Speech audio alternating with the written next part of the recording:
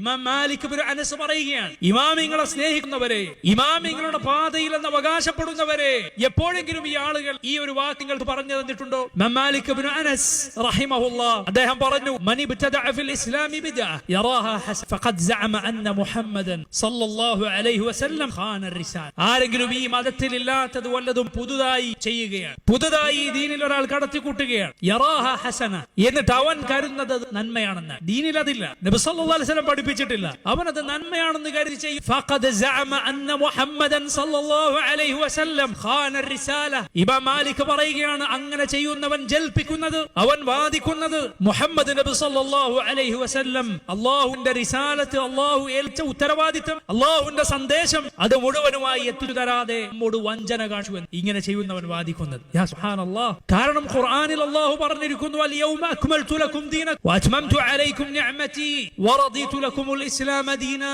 ഇന്ന് ഞാൻ നിങ്ങൾക്ക് നിങ്ങളുടെ ദീൻ പൂർത്തിയാക്കി, എന്റെ അനുഗ്രഹം നിങ്ങൾക്ക് സമ്പൂർണ്ണമാക്കി തന്നിരിക്കുന്നു, ഇസ്ലാമിനെ മതമായി ഞാൻ നിങ്ങൾക്ക് തൃപ്തിപ്പെട്ടു തന്നിരിക്കുന്നു. ഫമാ ലം യകുൻ യൗമഇദൻ ദീനൻ ഫലാ യകൂൽ യൗമ ദീനാ. ഇമാം മാലിക് പറയുന്നു, അതുകൊണ്ട് അന്ന് ദീനല്ലാത്തത്, അല്ലാഹു ദീൻ ഇന്ന് പൂർത്തിയാക്കിയിരിക്കുന്നു എന്ന് പറഞ്ഞ അന്ന് ദീനല്ലാത്തത് ഇന്ന് ദീനാവുകയില്ല. എങ്ങനെ ദീനാകും? ഈ ദീൻ പൂർത്തിയായ അല്ലാഹു പറഞ്ഞ നബി സല്ലല്ലാഹു അലൈഹി വസല്ലമക്ക് വഹി നിലച്ചപ്പോൾ പൂർത്തിയായ ദീൻ റസൂലുള്ളാഹി സ്വല്ലല്ലാഹു അലൈഹി വസല്ലം വഫാത്തായതോടെയാണ് വഹി നിലച്ചത്, അല്ലാഹുവിന്റെ വഹി അത് അവസാനിച്ചത്, അല്ലാഹുവിന്റെ നബിമാർക്കുള്ള വഹി അവസാനിച്ചത്. അന്ന് ദീനല്ലാത്തത് ഇന്നങ്ങനെ ദീനാകും. പ്രിയമുള്ളവരെ, ആലോചിച്ചു നോക്കൂ നിങ്ങൾ. റബ്ബ് സുബ്ഹാനഹു വ തആല അവൻ പൂർത്തിയാക്കിയ ദീനിൽ ഇല്ലാത്തത് കൂട്ടിച്ചേർക്കാൻ നമുക്ക് എന്താ അവകാശം? അം ലഹും ശുറകാഉ ശറഉ ലഹും മിന ദീൻ മാ ലം യഅദം ബിഹില്ലാഹ്. ഖുർആനിൽ അല്ലാഹു പറയുകയാണ്, അവർക്ക് അല്ലാഹു അനുവാദം നൽകാത്തത് ദീനായി ഉണ്ടാക്കാനുള്ള പങ്കാളികളുണ്ടോ? ആരാണുള്ളത്? അപ്പോൾ ബിദ്അത്തിന്റെ ഗൗരവം, അപകടം എത്രയാണ്.